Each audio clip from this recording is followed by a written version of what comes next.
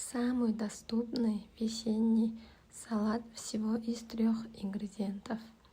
Добро пожаловать на мой канал. Мы будем сегодня готовить салат из 3 ингредиентов. Для этого нам понадобится редиска, 1 огурец, домашний кефир и зелень. У меня петрушка и укроп. Сначала нарезаем огурец, делим на 3 части, нарезаем соломкой, как на видео.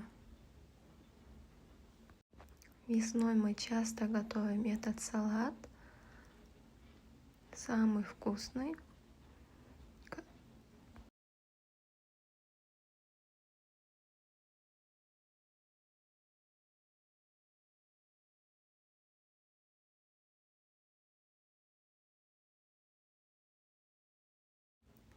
Огурец мы нарезали. Отправляем в миску. Теперь нарезаем редиску. Тоже нарезаем соломкой. Можете использовать другой способ нарезки, какой вам удобно.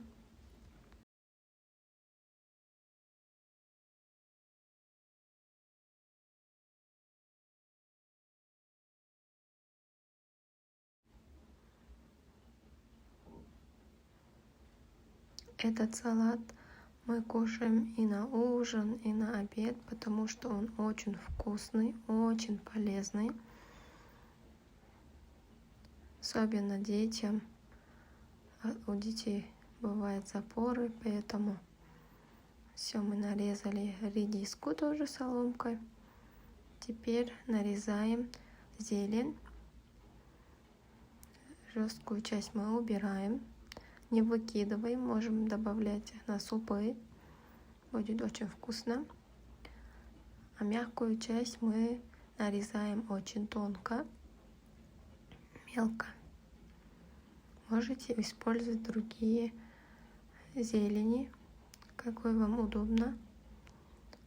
Мы очень любим петрушку и укроп. Все мы нарезали. Теперь будем перемешивать наш салат. Добавляем соль и домашний айран у меня. Можете использовать магазинный, но добавлять поменьше, потому что жидкий очень домашний. Все, наш салат готов. Всем приятного аппетита. Девочки, подпишитесь на мой канал. На моем канале очень вкусно. Ставьте лайки, напишите комментарии, напишите, откуда вы смотрите мой канал. Мне очень интересно. Вот доступный салат на каждый день готов. Всем спасибо за просмотр, лайки и комментарии.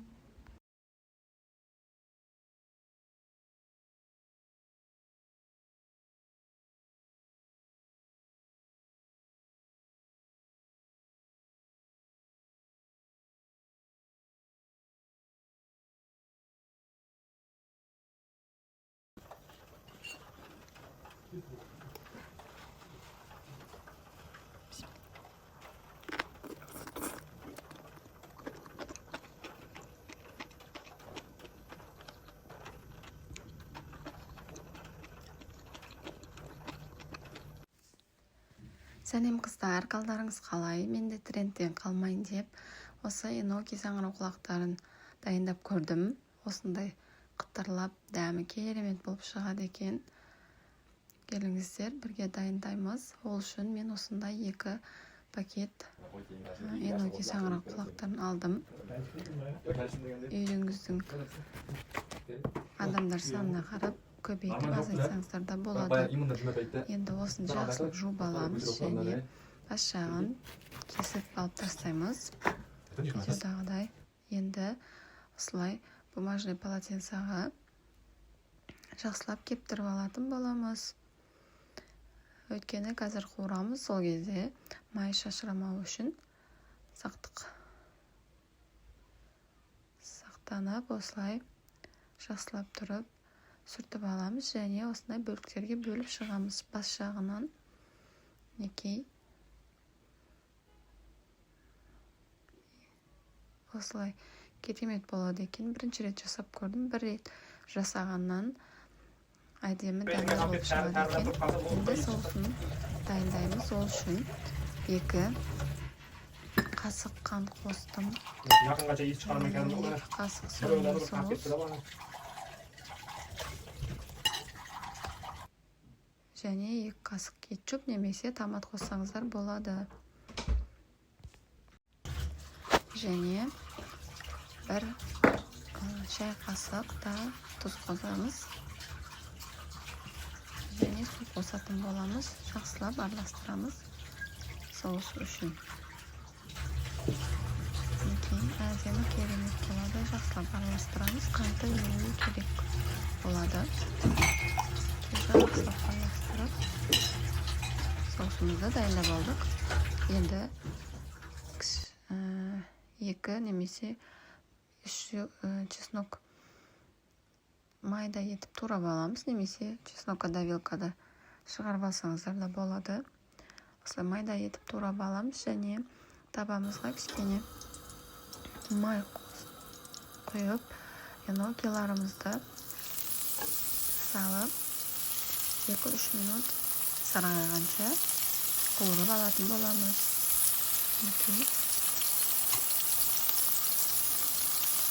Қатты қуырып керек жоқ, осылай үкісетін айналдырып қуырып аламыз. Сарғыш алтын түске дейін.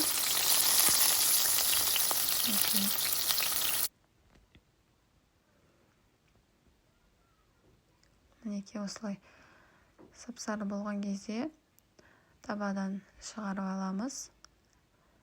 Басқа бір ыдысымызға салып, мінекей өте керемет. Тик-токта көре беріп қой, мен де бір жасайын дедім. Және рецепті мен сіздермен де бөлісейін дедім. Қараңыздар, керемет екен. Жасап жеп көрсеңіздер болады. Мінекей қараңыздар, осылай сап-сары етіп қуырып аламыз. Барлығын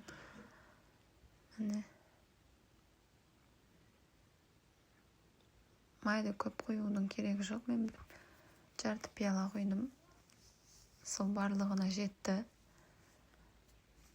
Енді енокиларымыз қуырып алғаннан кейін чесногымызды кішкене май құйып, чеснок салып, жақсылап 1 минут қуырып аламыз, және үстіне бағана жасаған соусымызды құямыз.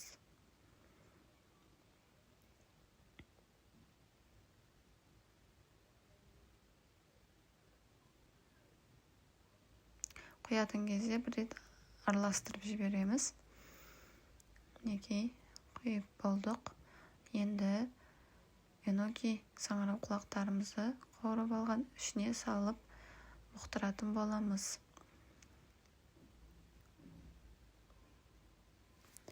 Мен әрқайсысы пачкадағын бөлек-бөлек салдым.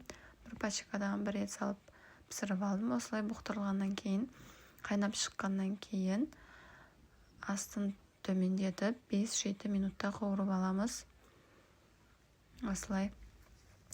Қыздар, каналым өте пайдалы. Видеоның соңына дейін қарап, лайк басып, комментарий жазып отырыңыздар.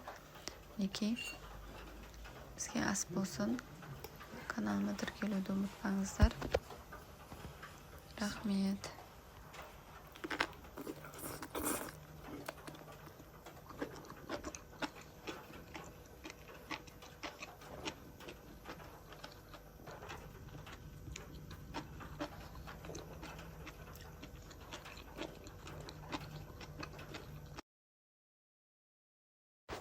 Ташкенттің дәмін сездіретін самсаның рецептімен сіздерге келіп отырмын. Сәлем достар, қалдарыңыз қалай? Мінекей осындай дәмді самсаны Ташкентте өте әйгілі соқақ самсаның рецепті. Келіңіздер, менімен бірге дайындаңыздар.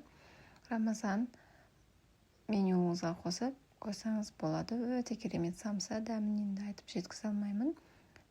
Бір жағынан еще пайдасы өте мол екен. Бұл самсаға шпинат қосамыз. Шпинаттың пайдасы өте мол, иммунитетімізді көтереді екен, көзімізге өте пайдалы екен. Сүйек қимыл, тірек қимыл жүйесіне өте пайдалы екен. Келіңіздер, мінекей қамырымызды дайындадық. Қамырымызға тұз, сұйық май, су қосып, осындай жұмсақтау қамыр илеп аламыз. Қамырымызды жақсылап осылай езіп илеп аламыз. Комочкасы болмау керек. Және салафанға немесе пищевой пленкаға орап демалдыруға қалдырамыз. 5-10 минут демалады. Оған дейін шпинатымызды дайындаймыз. Менде осындай 2 бау шпинат алдым мен. Енді осы шпинаттарымызды жақсылап тамырын кесіп алып, жақсылап тазалап жуып аламыз. Жуу әдісін қазір мен сіздерге айтатын боламын. Енді үлкен ыдысқа саламыз, суымызды құямыз және 1 қасық ас содасын салатын боламыз. Ас содасы жақсы микроб бактерияларды өлтіреді. Және шпинатымызды тірілтетін болады. Егер солып қалған шпинатыңыз болса. Енді осылай салфеткамызға жақсылап астынан үстінен салфеткамен сүртіп алатын боламыз. Суын сырғытып, қатты суы болып кетпесін. Жақсылап суын кептіріп аламыз және турап шығатын боламыз. Мен қолда осылай турап шықтым. Блендермен де турасаңыздар болады деп айта алмаймын. Өйткені блендермен езіліп, суы көп шығып кетеді. Осылай тураған жақсырақ екен. Жақсылап турап аламыз және үлкен ыдысқа салып қоятын боламыз.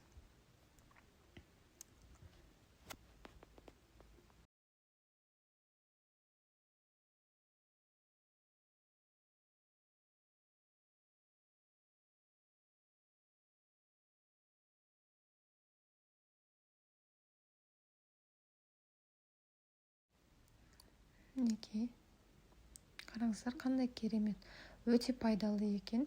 Мен өзім бірінші рет қолданып тұрмын шпинатты.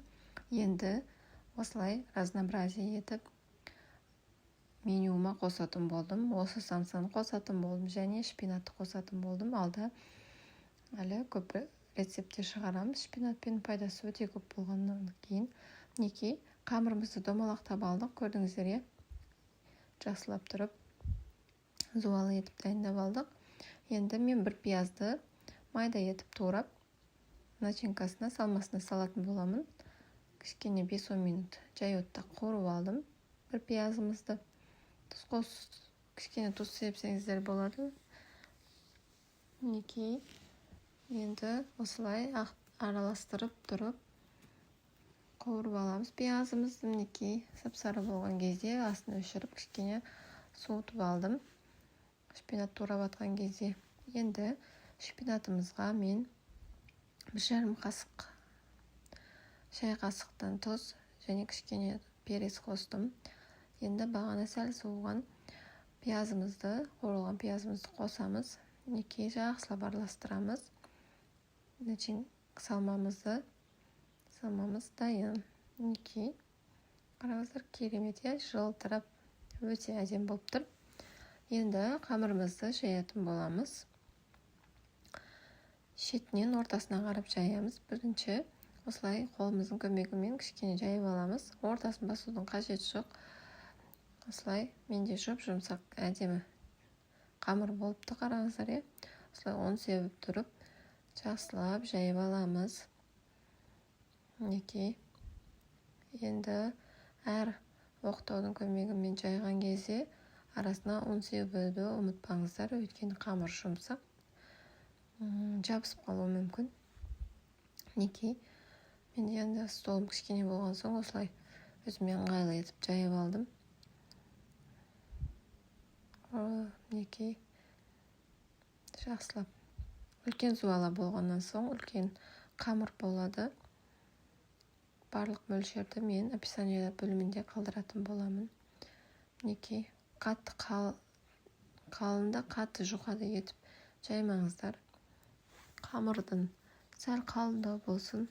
Мінекей осылай манты кескенде кесеміз, бірақ үлкенде оқып кесіп аламыз.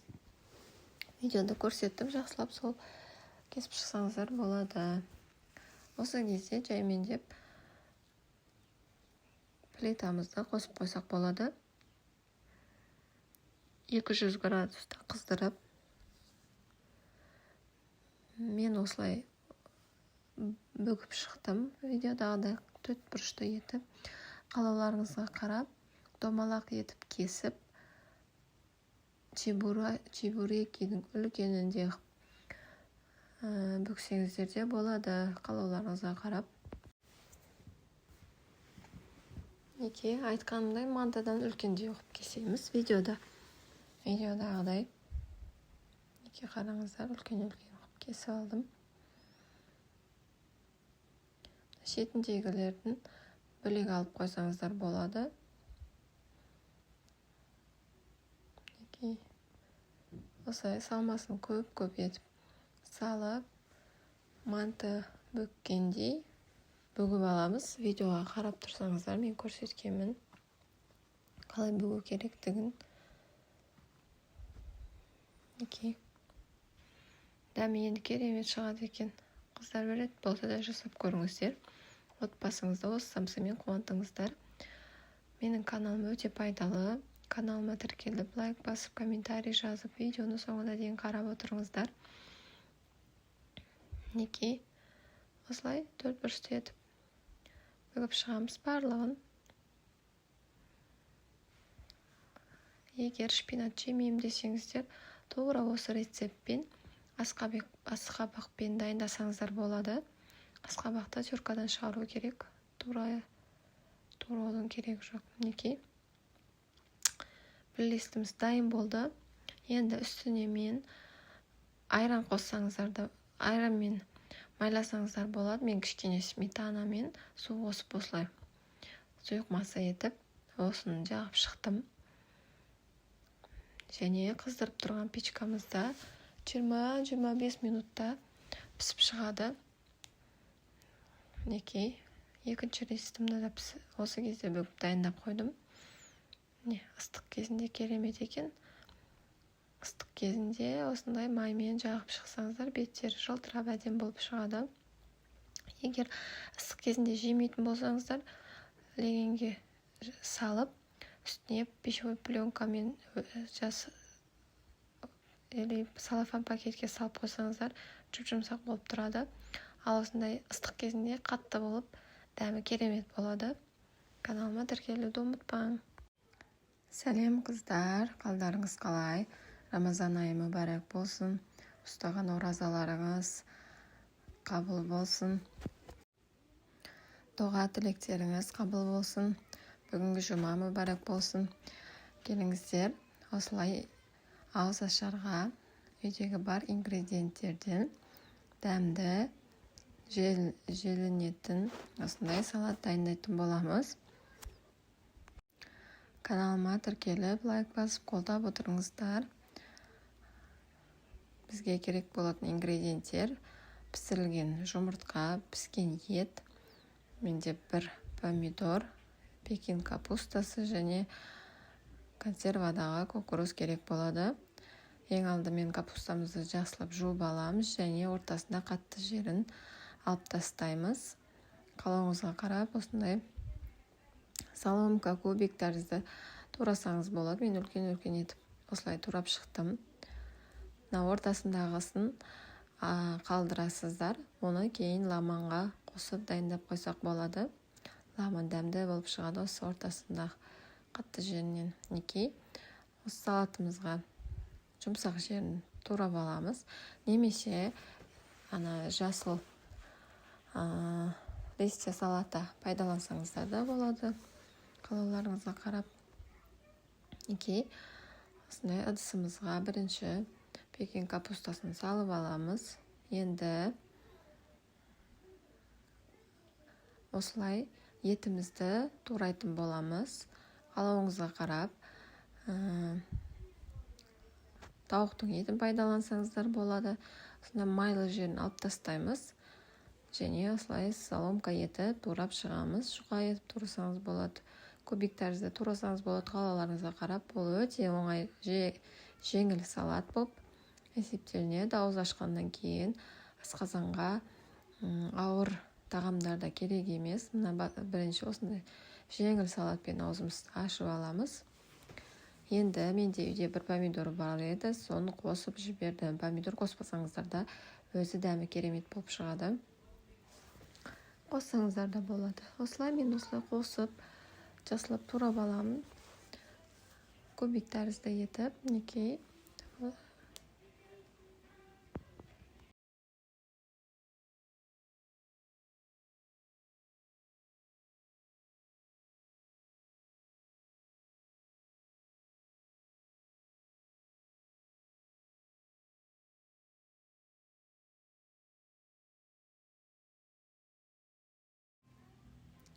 помидорымыз дайын. Енді оны мискамызға салып қоямыз. Енді жұмыртқамызды тураймыз. Мен 5 жұмыртқа қолдандым. Менде кішкентай ет жұмыртқаларым. 4 пайдалансаңыздар да болады. Осылай оны да үлкендеу етіп турадым. Турау өздеріңіздің қалауларыңызға қарап бола береді. Жұмыртқамызды да осылай салып алдық. Егер безендірем десеңіздер, жұмыртқаның сарысын бөлек алып қойсаңыздар да болады. Және консервадағы кукурузды пайдаландым. Кішкене тұз септім. Енді майонезбен заправить ететін боламыз. Араластырамыз.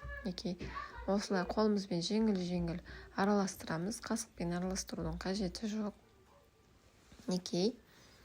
Енді салатымызды столымызға тартатын боламыз.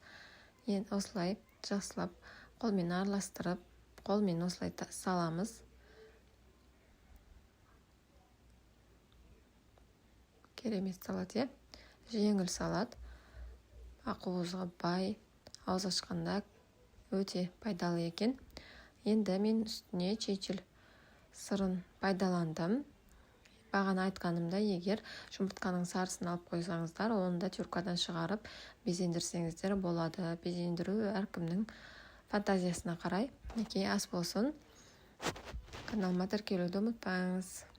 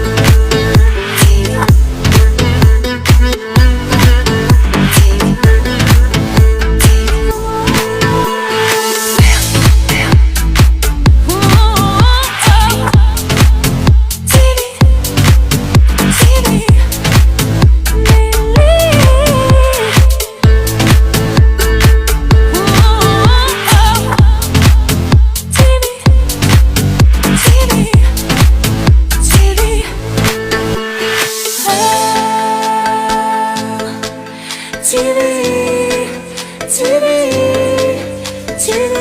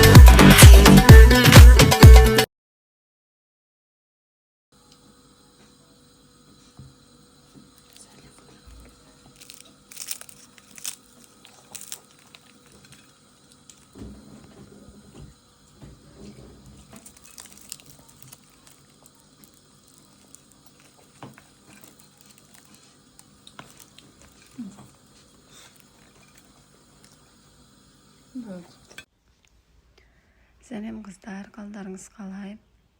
Осындай сочный шпинатпен манты жасадым. Келіңіздер, бірге ауызашарға дайындайық. Менімен бірге болыңыздар. Менің каналыма тіркеліп, лайк басып, видеоның соңына дейін қарап отырыңыздар. Бізге керек болады шпинат. Мен оны блендерден шығарып алдым. Осылай жақсылап тұрып шпинатты блендерлеп аламыз.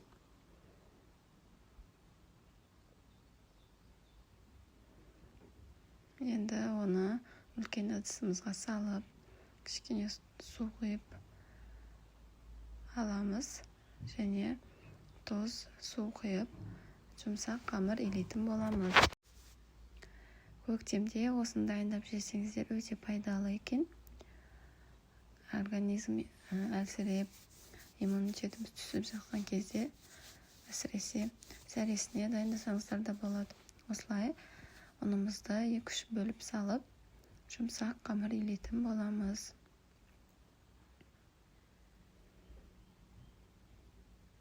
Неге қамырымыз дайын, жұмсақ болды. Енді демалдыруға қоямыз 10-15 минут. Және демалғаннан кейін осылай 2 бөлікке бөліп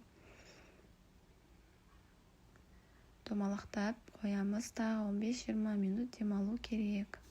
Енді ішіне салмасын дайындаймыз. Мен картоп етпен дайындадым. Сіздер қалауларыңызға қарап, асқабақпен де дайындасаңыздар болады. Мінекей осылай картопты мен көбік тәрізді етіп турап аламыз.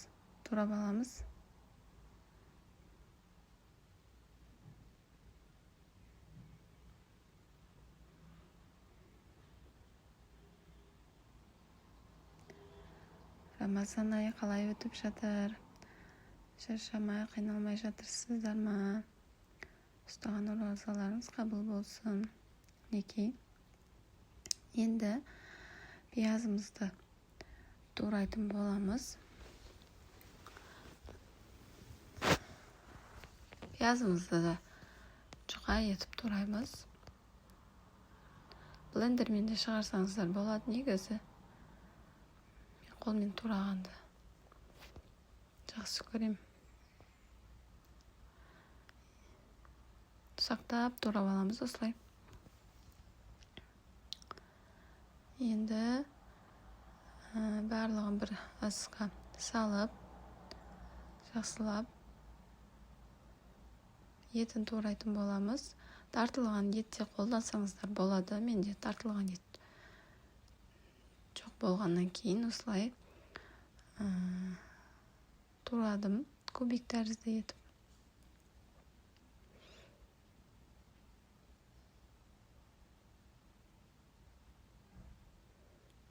Жұқарақ етіп тураймыз, майда етіп.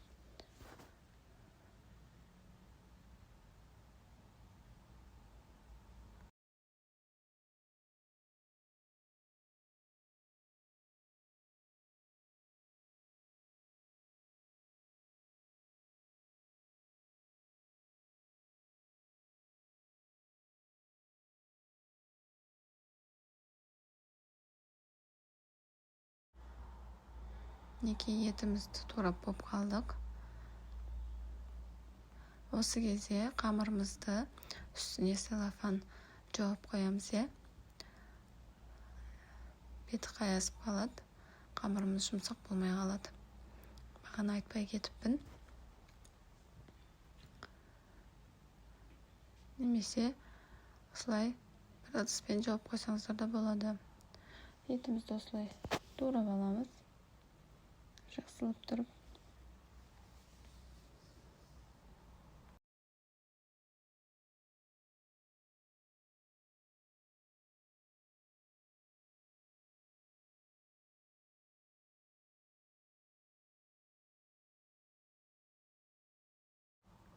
Неке етіміз турап болдық. Енді ішіне приправалар саламыз. Мен тұз салдым, қара бұрыш салдым және сұйық май құйып жақсылап араластырамыз. Өйткені менің етімде май жоқ. Қарап көргендеріңіздей. Неке жақсылап араластырып осылай салмамыз дайын болды. Енді қамырымызды жаямыз. Қамырымызды ортасын баспай шетінен жаямыз. Тек шетін ғана басамыз. Басында осы қолмен кішкене көмектесіп жібереміз жайылуына. Сосын оқтаумен ортасынан шетіне қарай жаямыз. Сосын осылай жаямыз. Видеодағыдай ортасын қатты баспаймыз.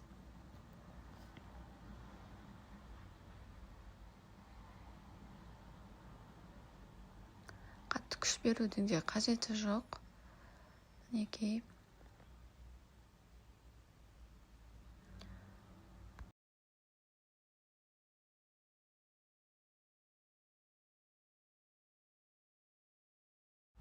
қамырыммен де өте жұмсақ, тез жайылды. Осылай 10-15 минутта жайып аламыз. Жұқарғаннан кейін осылай мантыға қалай кесеміз, солай кесіп аламыз. Неке видеода көріп тұрғандарыңыздай.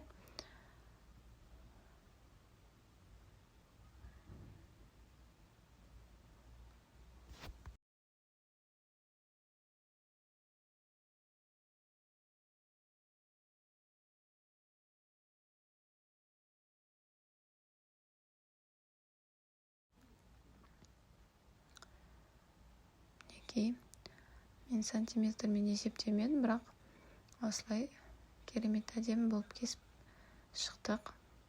Артып қалғанын домалақтап қойсаңыздар болады.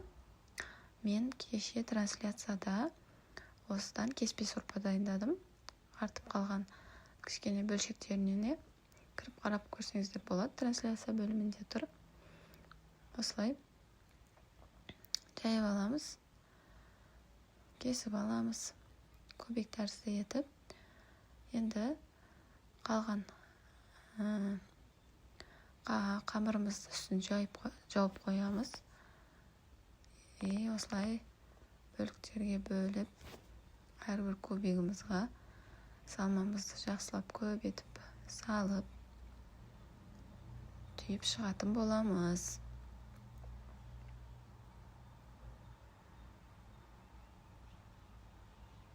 Енекей, қараңыздар, жап-жасыл керемет болып шығады екен. Осы рецептпен белмен дайындасаңыздар да болады, түшпара. Ол да керемет болып шығады дәмі.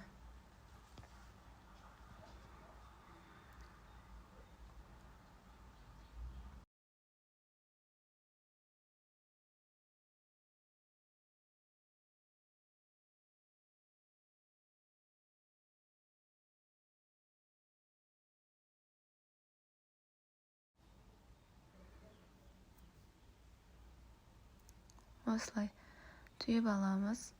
Осы рецептпен домалақ етіп жайып ұйғырша бүгіп шықсаңыздар да болады. Маған осы тәсіл ыңғайлы болған соң осылай түйіп алдым. Неке енді листімізді астын майлап дайындап аламыз. Және бір-бірімен теріп шығамыз. Осы кезде Қазанымызға су құйып қайнатып қойсақ болады. Қайнап тұрған кезде жақсы. Енді үстін шетін жақсылап майлап аламыз. Бір-біріне жабыспас үшін, листімізға жабыспас үшін. Мінекей. Менде бір домалақ зояла қамырдан осылай 3 лист манты шықты. Сосын мен екінші рет жайып бөгіп алдым. Бізде отбасымызда көп адам болған соң көбірек дайындаймын. Сіздер қалауларыңызға қарап азырақ дайындасаңыздар болады. Бізде манты өте желімді, тез-тез желініп кетеді осылай. 45 минутта дайын болып шығады мантымыз. Қыздар, менің каналым өте пайдалы. Каналымда өте әртүрлі рецепттер бар. Тіркеліп, лайк басып, мені қолдап отырыңыздар. Осылай 45 минутта дайын болып пісіп шықты. Осылай цветін қараңыздар. Цветі парда болған соң құртылмайды. Осылай жап-жасыл болып әдемі болады. Бірлегенге тартып, үстіне аджигамен жедік. Ас болсын, рахмет. Быстрый легкий салат за 5 минут готов на ужин. Добро пожаловать на мой канал. Давайте вместе будем готовить такой обалденно вкусный салат со свеклой. Сначала подготавливаем ингредиенты. Это у нас капуста, помидоры, огурцы, редиска, морковь, чеснок, свекла и зелень. Сначала нарезаем капусту соломкой. Вы можете нарезать как вам угодно. Можете кубиками, как любит ваша семья.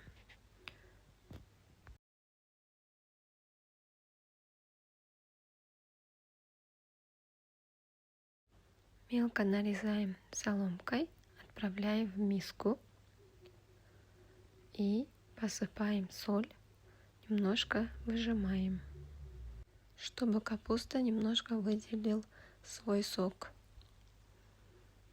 И оставляем на минут 5, пока нарезаем другие овощи в сторону. Далее протираем через терку морковь, также в отдельную миску. Также добавляем соль и оставляем на минут 5, чтобы выделился сок.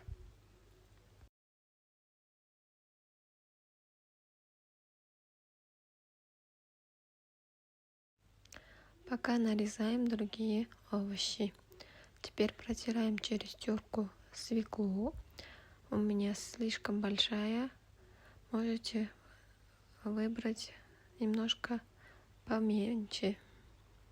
Далее протираем через терку редиску. У меня вот насадка другая, немножко красивая, чтобы кругленькие были редиски. Я выбрала вот так. Редиска нарезали.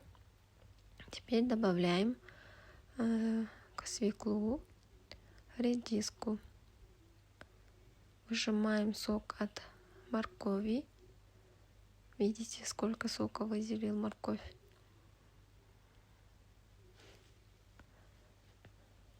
И все немножко собираем. Также выжимаем капусту.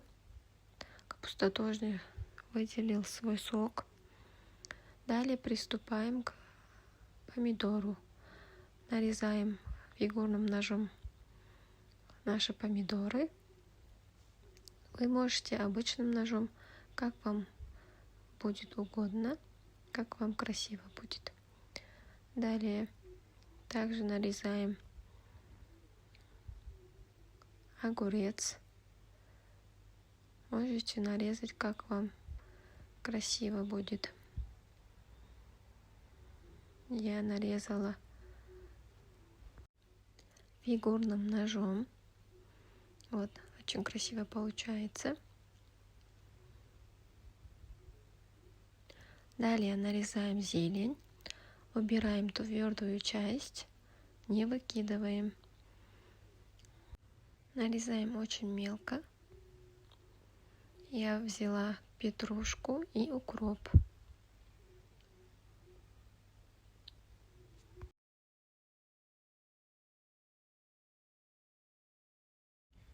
Добавляем к остальным ингредиентам. Далее мелко нарезаем чеснок. Я протерла через терку, а вы можете нарезать мелко.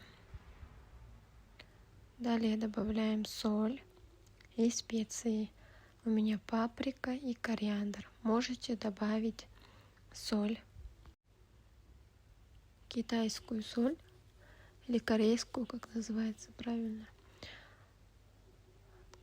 Я по чайной ложке добавила по 1 чашке. Далее добавляем разогретое масло и хорошенько перемешиваем. Оставляем на минут 30-40, чтобы пропитался немножко. Очень вкусный салат готов. Подписывайтесь на мой канал. На моем канале очень вкусно и сытно. Вот наш салат готов. Всем спасибо. Подпишитесь, оставьте комментарий. Напишите, из какого города смотрите и любите ли вы такой салат. Приятного аппетита! Сәлем қыздар, қалайсыздар? Күйеуім сникерс торт жемегелі біраз болды ғой деген соң, өзім осылай сникерс тортын үй жағдайында дайындап пісіріп қуантайын дедім. Жұмыстан келгенге дейін келіңіздер менімен бірге домашний сникерс торт дайындаймыз. Описанияда барлық ингредиенттерді грамдарымен жазып қалдыратын боламын. Сары май қосылған бисквит дайындайтын боламыз. Алдын ала мен құрғақ ингредиенттерді жақсылап тұрып араластырып алдым. Ол ұн, какао порошок және разрыхлитель. Грамдардың барлығын описанияда жазып қалдыратын боламын. Грамдары мен бірінші 300 грамм жұмыртқамызды жақсылап миксерлейтін боламыз. Миксерлеп бастаған кезде кішкене тұз қосып жібереміз. Арасында осы жерде мен қант қосқанмын, бірақ камераны қоспай өтіп кетіппін. Қант қосамыз,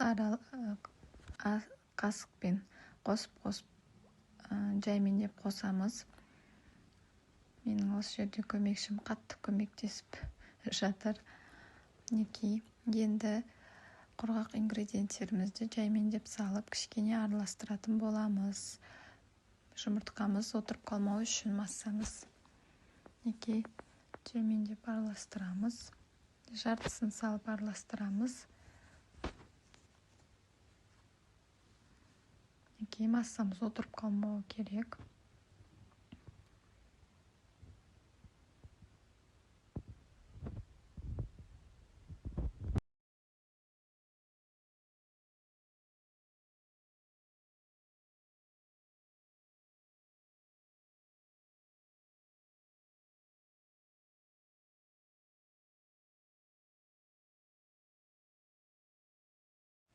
Менің каналымда су қосылған бисквиттің түрі бар. Енді бұған сары май қосып бисквит дайындадым. Сары майды ертіп аламыз. 82% май қолданған жақсырақ болады. Жақсылап араластырдым және қалған құрғақ массаны салып жақсылап араластыратын боламыз. Мен миксерлі пайдаландым. Миксердің жай оборотында миксерлейміз. Мен осы жерде скорость қостым монтаждау үшін, бірақ жай оборотта миксерлейміз, немесе лопаткамен миксерлейміз. Массамыз дайын болды. Қараңыздар, ешқандай керемет болды. Егер қонақ күтуге немесе бір жерге апаруға болса, бисквиттің кішкентай қалпын қолдансаңыздар болады. Менде қалып 28 сантиметрлік.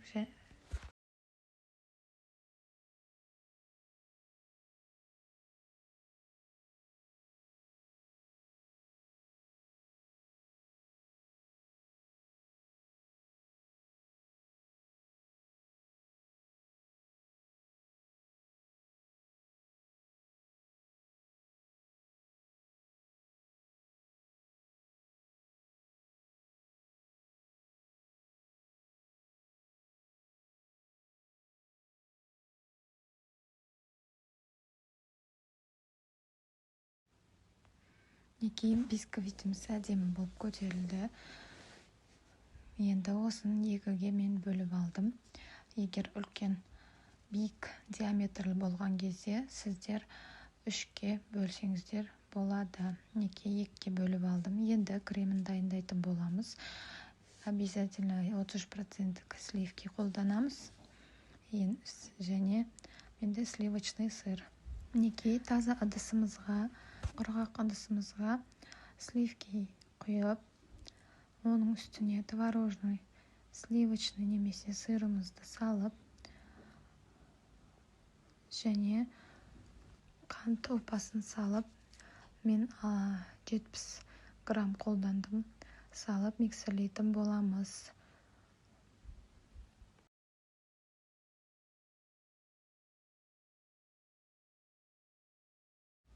Менде крем 4-5 минутта дайын болып шықты.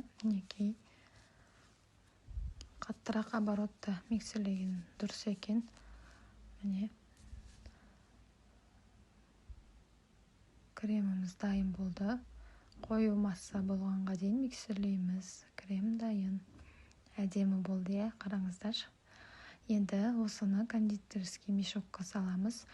Менде болмаған соң целлофан пакет қолдандым. Енді осындай арахисімізді кішкентай блендерлап аламыз.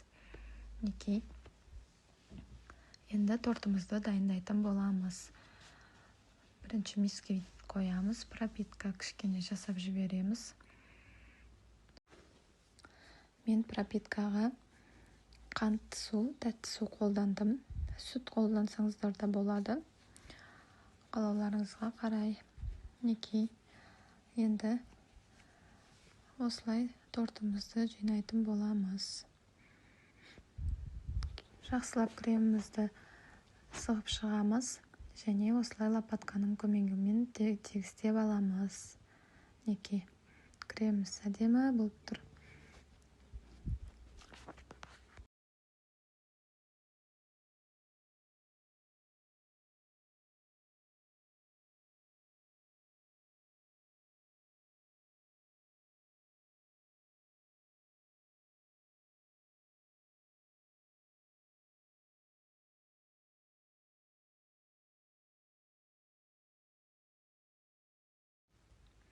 Енді мен шетіне варенка қолдандым. Тек қана шетіне ғана қолдансаңыздар болады.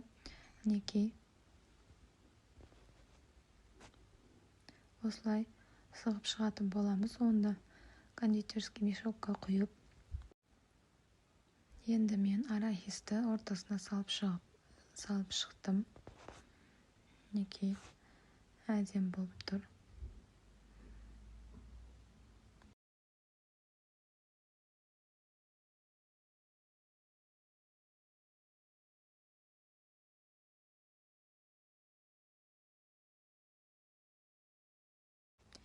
Енді бұны қоя тұрып, екінші жарт бисквитімізді алып, онда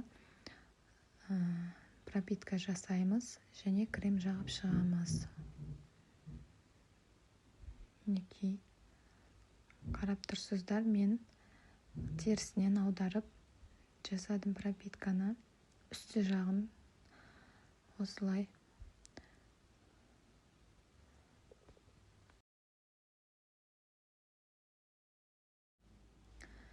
Енді тегістеп алып, екінші жартысын аударып қойып шығамыз тортымыздың үстіне.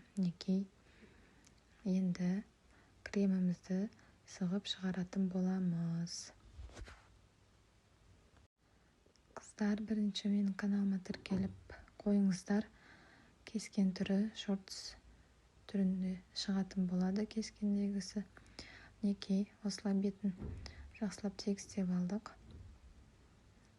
Қараңыздар қандай керемет болып шықты. Енді осының үстіне осы кезде шоколад, Қазақстан шоколадын пайдаландым мен. Соны ертіп аламыз. Кішкене сары май қосып, біркелкі масса болғанға дейін микроволновкада ертіп аламыз. Менде күйеуім арахис көп болғанын жақсы көреді. Мен көбірек салдым.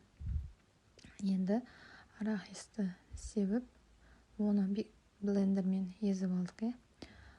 Енді осылай шоколадты үстіне құйып шығамыз. Қараңыздар, қандай керемет жылтыр болып шығады. Осылай біркелкі тегістейміз. Қалауларыңызға қарап әсемдейміз. Менің каналыма тіркеліп, мені қолдап, лайк басып, комментарий жазып, видеоны соңына дейін қарап отырыңыздар. Keskin түрі шортс күйінде каналымда шығады. Мінекей тортымыз дайын. Бізге ас болсын. Сіздер де дайындап көріп, комментарияда жазып қалдырыңыздар. Мінекей Instagram парақшама да жазылып қойыңыздар. Instagram парақшада отметка жасап, мені қолдап отырыңыздар. Рахмет, бізге ас болсын.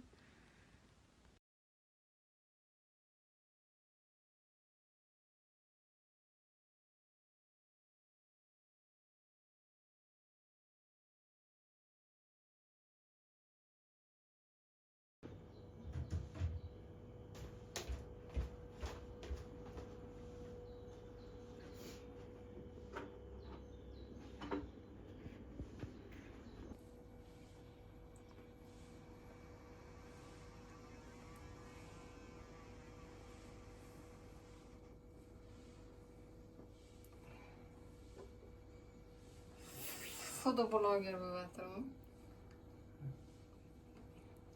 Бар.